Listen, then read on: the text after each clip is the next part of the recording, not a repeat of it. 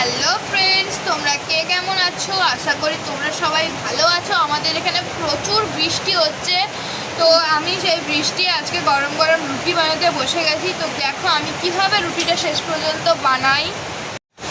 এত বৃষ্টি বন্ধুরা, লাইট চলে গেছে। প্রথমবার রুটি বানাচ্ছি, জানি না কেমন হবে।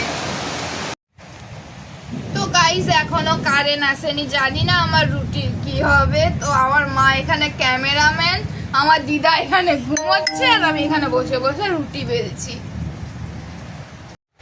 তো হ্যালো গাইস, আমার সমস্ত রুটি বেলা কমপ্লিট। তো আমি এবার তেল দিয়ে দিচ্ছি। তেল গরম হয়ে গেছে, এবার আমি এক এক করে রুটিগুলো ভেজে নেব।